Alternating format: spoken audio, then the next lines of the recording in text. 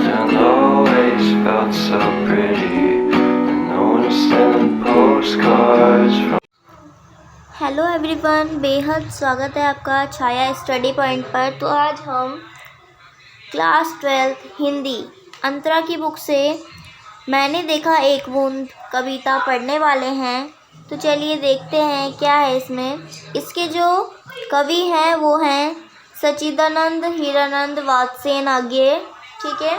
इस कविता में आज्ञे जी ने समुद्र से अलग होती एक बूंद की क्षणभंगुरता, ठीक है, की व्याख्या की है। इस कविता में आज्ञे ने एक क्षण के महत्व को समझाया है। मैंने देखा एक बूंद सहसा उछली सागर के झाग से, रंग गई क्षण भर ढलते सूरज की आँख से। मुझको दिख गया सोने विराट के सम्मुख, हर आलोक छुआ अपनापन है अनमोचन नश्वरता के दाग से। बहुत छोटी सी कविता है बट इसके जो मीनिंग है वो काफ़ी अच्छे हैं। मनुष्य अपने क्षण भर के जीवन को भी बूंद की तरह सार्थक प्रदान कर सकता है। मनुष्य का प्रत्येक क्षण जो होता है वो काफ़ी ज़्यादा कीमती होता है, हर एक पल, है ना। हर क्षण के मूल्य को मनुष्य को समझना चाहिए।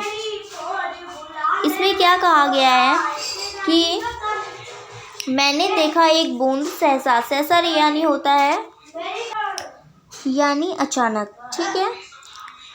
तो वो कहते हैं कि मैंने देखा कि अचानक से एक बूंद उछली सागर से, ठीक है, और फिर वो सूरज के किरणों से 1 मिनट में चमक उठी, राइट। तो यहाँ पे कहा गया है कि एक क्षण में और फिर कुछ क्षणों बाद, एक क्षण बाद वो नष्ट हो गई। तो बूंद का उदाहरण देते हुए कवि बताते हैं एक क्षण भी मनुष्य के जीवन को बदल सकता है, क्योंकि वो एक क्षण में चमक गई और एक क्षण में नष्ट होकर समुद्र में ही मिल गई। इसकी एक और मीनिंग भी है कि कवि कहते हैं कि एक बूंद का सागर से अलग होने का अर्थ है कि अब उसका नष्ट होना तय है। यानी वो एक बूंद सागर से अलग हुई यानी वो फिर नष्ट भी होगी।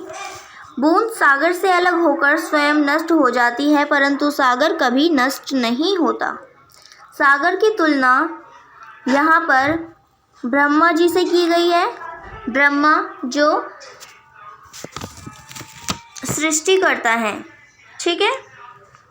सागर से एक बूंद रूपी जीव यानी मनुष्य थोड़े समय के लिए अलग होता है और कुछ रंगीन पल बिताकर मुक्ति को प्राप्त हो जाता है। यानी कोई भी इंसान है वो इस दुनिया में आता है, कुछ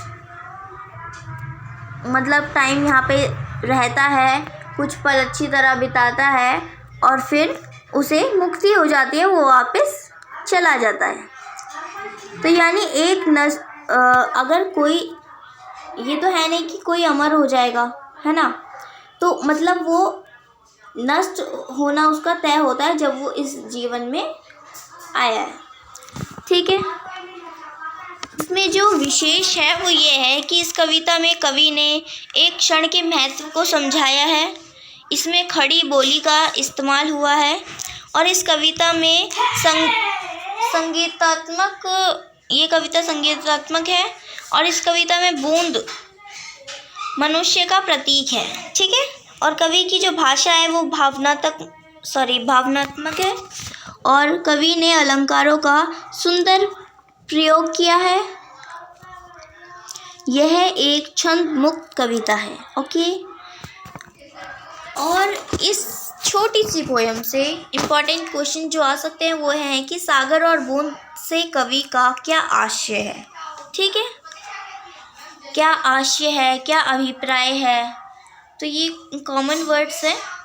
और क्षण के महत्व को उजागर करते हुए कविता का मूल भाव लिखिए, ठीक है।